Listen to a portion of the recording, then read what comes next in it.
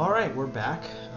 So we are now going to leave the Great Northern for distant lands. We are going to head over to the city of Placentia, which is our main base of operations today. The daylight is on the horizon, so we should be able to have a pretty safe journey over. This rail car was built by my brother's friend Sean. The journey itself is actually going to take a little while. Let me just make sure I'm on the power rail. It's going to take a little while, so I'll give a little bit of an early history while we ride. So, the city of Placentia was first discovered as a small village of Minecraft natives by my brother James. He was actually he was supposed to go over in that general direction to find a much closer snow village that we were going to convert into our own. But unfortunately, he Christopher Columbused it and went very far away, found a completely different village. But he put a lot of effort into building fortification walls around it and ended up making the village quite safe. So we decided to stick with what he discovered. This thing up ahead is part of a quest that our friend Chris generated for us. It was full of very, very dangerous monsters that we had to encase in brick because they could have destroyed the whole world. But as of recently, they've been destroyed, and that crisis is under control.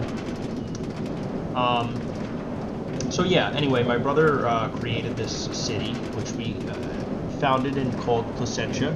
It's named after the first city founded by Rome in the 5th century BC. No idea if it's related to the word placenta or not. Could be like, the early umbilical cords of the empire. Not really sure, but I like the name and I like the fact that it was the first city founded by the Roman Empire, so that's why we named it Placentia. As we turn the corner in a few moments, you will begin to see Placentia res on to the horizon. There it is, and what you will notice is prominently a large brick building with what appears to be almost like an eye set upon you. That is our Senate, and the eye is there on purpose to let you know that you are being watched as you enter the city.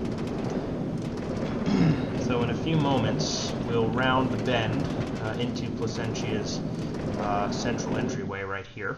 I'm going to go ahead and get out. Just picked up a bunch of zombie meat by accident. That's alright. Everything is obviously reinforced by steel doors to prevent monsters from getting in at night, because they do spawn at night. Do not take restricted zone. Monsters below. Interesting. Huh. There's a lot of construction being done in the exterior of the city right now. So this used to be just be forest, but we've recently extended the city walls, and my brother is working on building a monastery.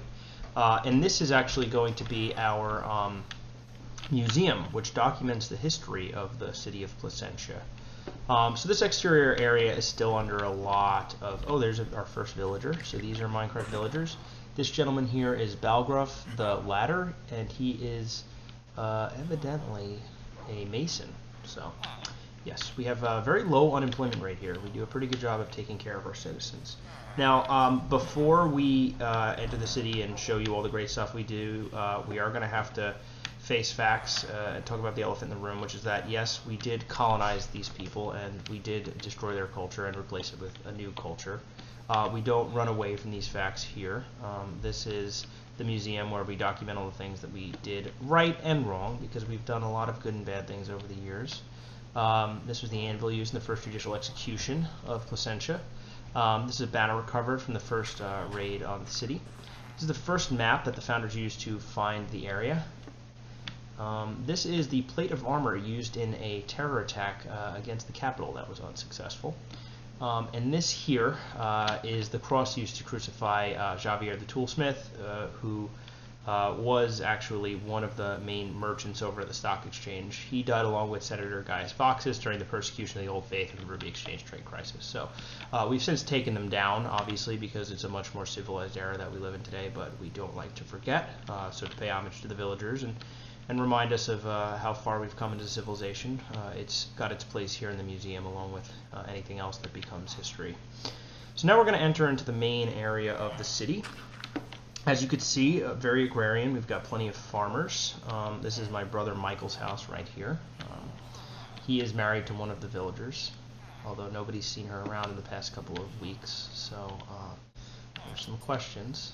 that we are starting to wonder what may have happened. As we come up here, we get to the rotunda of the Capitol building right here. We should have some senators hard at work, I believe. And yes, there they are, down there in the main area of the Capitol. Yeah. So it's very important to have a functioning government here in Placentia, and we make sure that our senators are always hard at work. Oh, look, here's our majority whip. His name is Marcus, apparently, I guess. He doth bestride the narrow world like a colossus. If we go further down here, this is actually our public treasury. So we do have a taxation system, actually, and we do collect taxes. So when you make money here, you are supposed to deposit a certain percentage of it into our national treasury. Most people are pretty good about it, actually. And then we get to use those for big public works projects instead of just like private stuff, which is kind of cool. Because, you know, taxation is theft, but it's also important to the functioning of any society. Those large creatures you see there are stone golems. They automatically generate inside villages, and they protect villagers from monsters. So we've got plenty of those as well. So we're going to exit, and we're going to look at our grand map of the city of Placentia. So we are right here on that map. We've already examined this area here. We're going to show you the rest of the city now. So coming back out, we've got the temple. So again, this is a religious society. We did import our religion, so we built this temple on top of the native church that had been here originally. As you can see, it says here, burden not thy sins, repent or burn, in hoc signo vince. So this is our Minecraft god that we worship, and this is where we toss our offerings to him.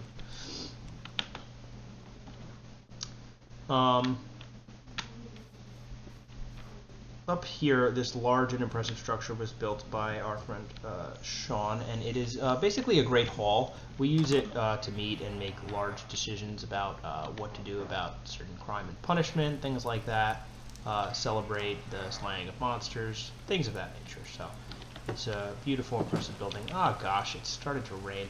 That's unfortunate. We'll continue, even though it is raining, and I would prefer that it would not be raining.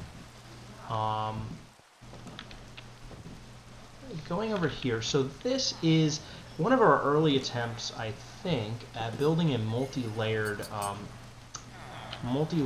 smithing structure. So there are a lot of blacksmiths that work in here, and I think they also live here too. So yeah, we built bunk bedding for people here. So this is a smithing institute where you can buy multiple weapons and things of that nature. It does look like there's a nice patio out here. Good view of, I'll point out a couple other structures from here. That windmill was actually the first main glorified structure that we built out here. My brother James built it. We were so impressed by it that we decided to make this our living quarters.